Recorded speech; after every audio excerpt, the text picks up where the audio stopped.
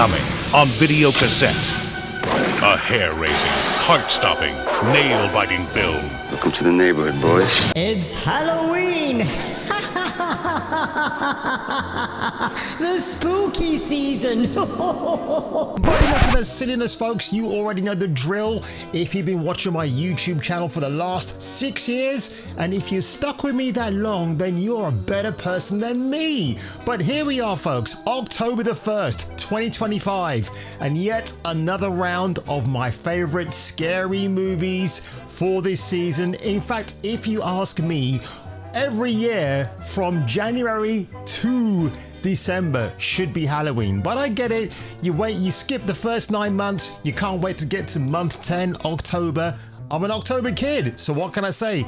My love for Halloween goes all the way back as a wee little nipper.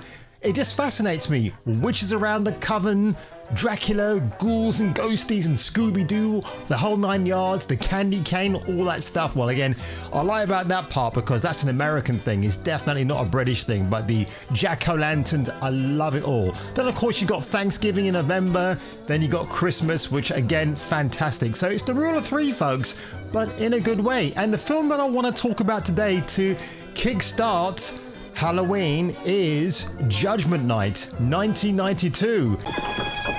Someone is watching you.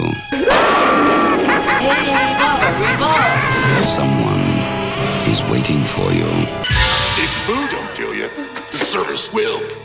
Someone wants to scare you to death.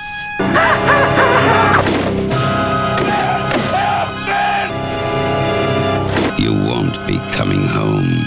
Trick or treat, bitches, with Kung Fu Hot Dog. Judgment Night, 1993, not 1992 as I previously said, is directed by Stephen Hopkins, the man who gave you Blown Away with Tommy Lee Jones and a god-awful Irish accent along with Jeff Bridges. Listen to me, Liam McGivney, I've come to bring you a gift. What gift is that, Garrity? Have you tried turning it off and on again? Many episodes of 24, and of course, the much revered classic that they call Predator 2 with Danny Glover. This is a hard Blu-ray to get hold of if you're living in the UK. How I actually found this was on CEX. Sex, I know, but it's spelled CEX. Very funny. I know. I picked this up for like £10, but if you look on Amazon for it, it's just not there anymore. So my advice to you, if you're not fussed about getting something that's pre-owned, and look, 9 out of 10 times when I buy stuff from CEX, the quality control is good in terms of they'll clean the disc up for you, or the previous owner looked after it very well. And as you can see, stars Cuba Gooding Jr., Emilio Estevez, that's Charlie Sheen's brother, Jeremy Piven of all people, and 6 or 7 years before he became Deacon Frost in Blade, a young Stephen Dorff as the brother of Emilio Estevez's character. And to top it all off, you've got the villain of the piece, Dennis Leary, playing Fallon, not Queer Night Late Show host Jimmy Faggoty Fallon, that guy who's so nervous in the chair. Oh, Robert De Niro. Give me a fucking donut, okay, pal? Now, Emilio Estevez, who is the ex-lover of Paula Abdul, I don't know why I brought that into this review, but hey, I'm leaving it in, is a married man with 1 kid and a fairly cute wife in a fairly suburban neighborhood who hooks up with 3 of his other childhood buddies. But of course, this is all in accordance with the wishes of Ray's wife, who she trusts will not be led astray by the youthful vigorations of Cuba Gooding's ladies' man character. Our gang embark on a journey to a local boxing match in a hired RV that Ray Cochran, played by Jeremy Piven, hires for the entire day or two. By the way, this recreational vehicle also in its glove box compartment contains a Python 38, I think it is. I'm not an expert on guns, that could take down a local elephant if it broke free in your local neighborhood. It's the 1990s, no sat nav, so you go by your instincts. And of course, as Jeremy Piven is at the driver's seat, drunk by the way, what happens? He runs over somebody. When the gang get out to see what's happened, it's a gang member on the floor. They take this injured man into the vehicle only to realize, hey, we didn't do all this damage. He's been shot. He's been stabbed. What do we do? But of course, Fallon, as played by Dennis Leary, they execute the gang member, which leaves the witnesses. Oh yeah, we got to finish them off too. Broke rule number 1. Do not steal from me. Oh, boys, rule number 2. No witnesses. Later on, when our Scooby gang have to escape Fallon, who they've eluded thus far, they go into another part of this tenement block where they're let inside and they finally seek refuge with 2 terrified women and their kid. But in order to get access to that area, Fallon and his gang can't just walk in there. They have to negotiate with the local gang who runs that neighborhood. And when Leary hands over the blood money, literally blood money, to the leader to gain access, like the little detail where the leader says, hey man, I can't accept this, it's covered in blood.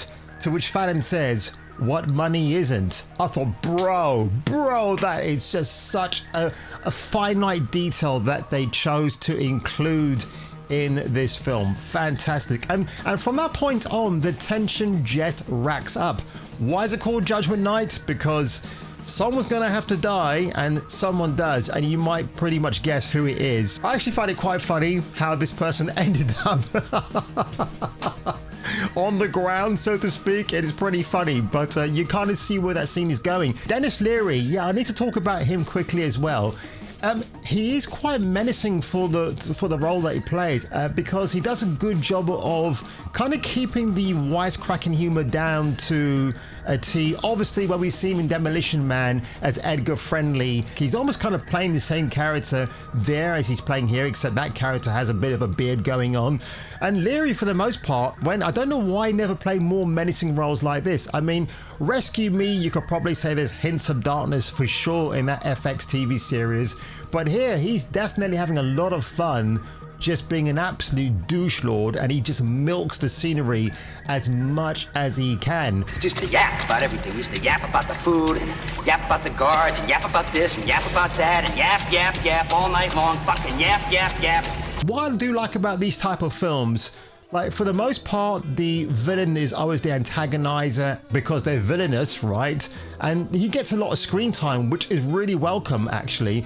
And yeah, you can tell that the other guys in the Scooby gang they don't have much of the skill set except Cuba Gooding Judy's character. And then when it's left to the 2 final people to duke it out, you get your money's worth. It is fantastic. Because Emilio Estevez's character of Frank White, he's more of a leader than an actual physical get down, beat him up kind of guy. But then he's left with no choice, and it's absolutely fantastic. And what a shame though that this Blu-ray doesn't actually come with any special features. They call it here the 90s cult action hit that returns, which is true, I guess it does. But from my recollection, when this film came out in the States, I don't know if it got a release over here in the UK, and if it did, I'll put that screenshot up here for you. And if it didn't, well, then it ended up on VHS. If you ended up enjoying my review today, one of many for the next 30 days of Halloween, Stephen Hopkins's Judgment Night from 1993. Make sure you own it. It's definitely worth a rewatch time and time again. And if I were you, and if you were me, make sure you leave a comment below, smash that like button and the subscribe button, and I'll catch you catching me catching everybody else on the next video. Purely sexual. Tune in to the next terrifying film review with your fearless host, Kung Fu Hot Dog.